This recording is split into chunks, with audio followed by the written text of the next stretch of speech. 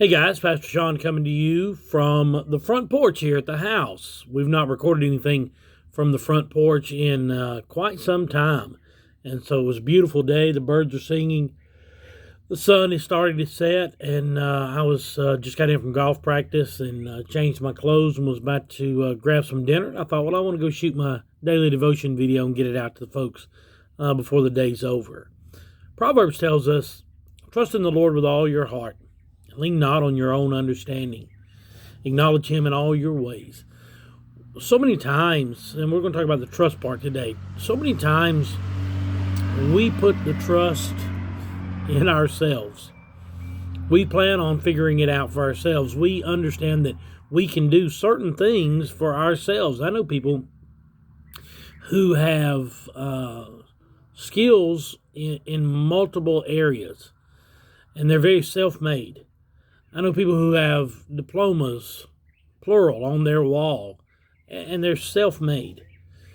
But where the rubber meets the road at, we need God. We need the Lord on our side. We need to put our trust and our confidence in the Lord. Now, I'm not knocking skills. I'm not knocking education. What I am saying is there comes a point where your skills cease and your education doesn't help, and you have to figure out what it's all about. I had a teenager come to me today and ask me the difference between, or ask my thoughts on religion. And I told her, I said, do you know the difference between religion and faith? She said, no, I don't. She said, my mom's a Christian. And she said, that's all I know. And I said, well, religion is a set of doctrine, a set of rules and regulations that you're required to meet and follow a standard. And faith is something that you believe in, even though you don't see it. You don't completely understand it.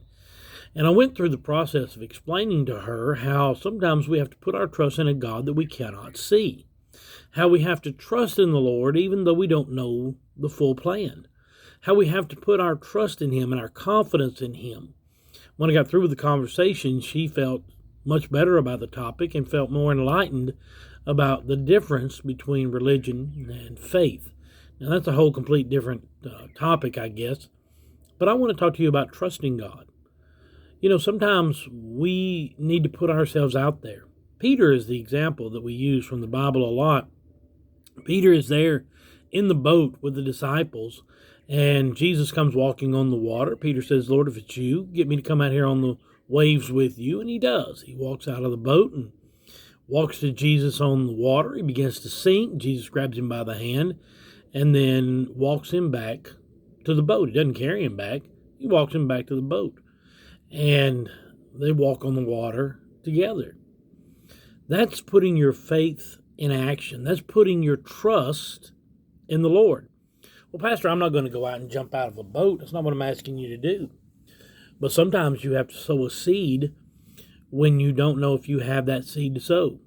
Sometimes you have to trust God with your medical condition because the doctors don't know what's going on.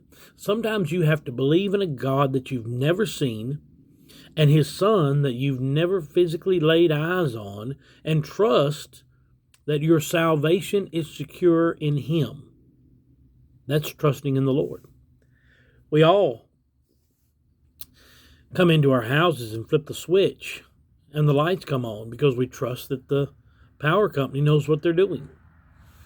We open up a can of tuna fish and put it on some bread and trust that the company who made the tuna fish got us some good food. Or the company that made the bread gave us some good food. We put our trust in things that we see in this world, but it's a greater leap of faith to put your trust in a God whom you cannot see, but a God who never fails. So my encouragement to you today is trust in the Lord. Put your confidence in God and watch what God will do in your life. I love you. I'm praying for you. I hope to see you very, very soon. God bless you as always, is my prayer.